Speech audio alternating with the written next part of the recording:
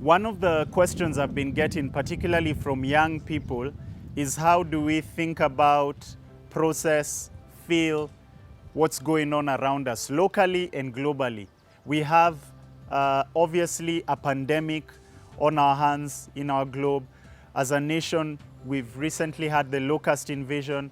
We've had threats of terrorism. And so these are definitely very uncertain times to be living in. So how should we think, process, feel these things? And that's what I want to share with us today. My name is George Murichu, pastor at Crisis Answer Ministries, Woodley, and you're watching CITAM Church Online. Thank you.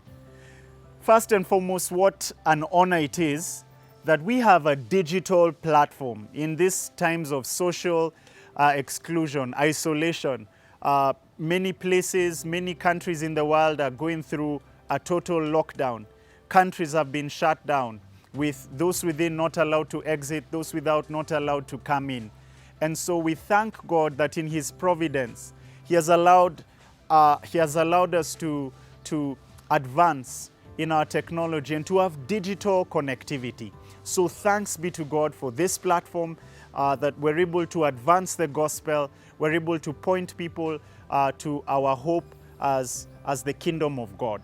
So my response to that question that many, many young people have been asking is to look back at people in days past and how they have handled pandemics. And not just people, Christians in particular. After the ascension of Christ came the growth of the early church. And with the growth of the early church came unprecedented persecution. It was at a scale never seen before. And thereafter, there came various times, various low points in history when not just Christians, but the world, particularly the Roman Empire, went through pandemics. And Christians in those times stood out. They became light in the midst of darkness. They became like water to weary people in the wilderness. They became the hope of their empires, of their nations. Their response became something worth writing home about. And so I'd like us to look at how they were able to carry themselves through. And I submit to us that their response in the face of uncertainty, particularly the uncertainty brought about by pandemics, their response was a response of a Christian ethic. And what do I mean by a Christian ethic? Ethics is all about right or wrong. Ethics is about what is moral and what is immoral. And in this season, we have watched many immoral things happening, many unethical things happening. When we think about the ethic of our culture, for example, the ethic of self-preservation, that is a huge ethic, not just in the West, but even here locally. And this ethic shows its face when there is trouble, when there's uncertainty, when there's a pandemic. In this ethic, we have seen people preserving themselves, and this self-preservation has been, when you push it to its end, it gives way to a monster called greed. It gives way to a monster called selfishness. We have seen people hoarding hand sanitizers, toilet paper, kitchen paper towels, and so forth, not just abroad, but even locally. We have seen people buying in bulk. We have seen the kind of commercialism that takes advantage of this kind of season, where people have heightened the prices of commodities, not just double, triple, quadruple, but it's unethical. So how should we as Christians respond? We should respond in an ethical way. And the Bible gives us the kind of ethic that helped the early church face persecution, face the uncertainties of pandemics. And this ethic is recorded for us in Paul's first letter to the church at Corinth. 1 Corinthians chapter 13, verse 13. I read from the New International Version.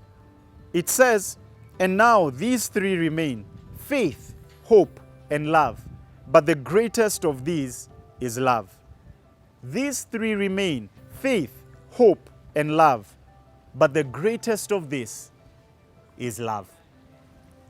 Paul gives us the ethic that which should guide believers on how we are to respond in the face of pandemics. We are to respond like the early church when they faced the uncertainties of persecution. We are to respond like the believers. Church history tells us that believers in the face of pandemics were able to carry themselves with a Christian ethic of faith, hope, and love. This is an ethic that is counterculture.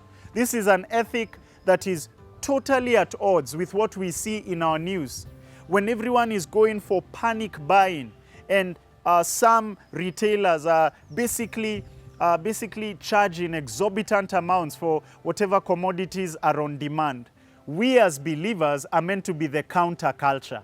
We are salt, we are light, salt in a world that is in need of flavor, light in a world that is deeply going through darkness. We are to embody, to model, to inculcate these virtues.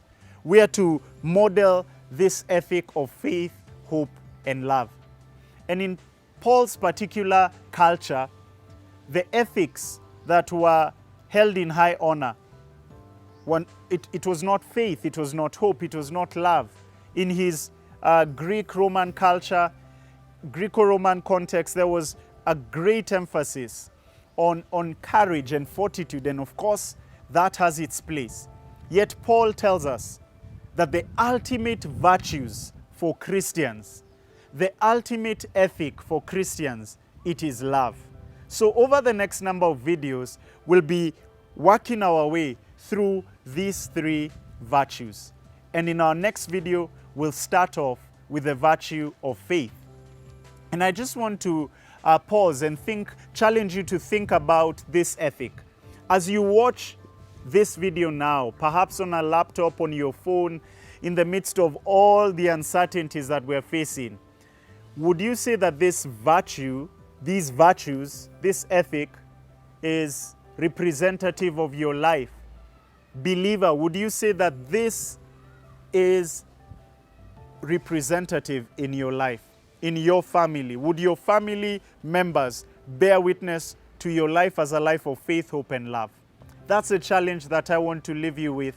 I have taken this to the Lord in prayer and asked God, help me to embody this, particularly in this season, so that these things will stand out. They will radiate from us as believers to the watching world. And so thank you for watching CITAM Church Online. I would love to hear your comments, your prayer points, as we trust in God's intervention in the midst of what is going on around us. And as we also push back the vices, the self-preservation that leads to selfishness and self-centeredness, let us embody this ethic of faith, hope, and love. God bless you and God preserve you in this season.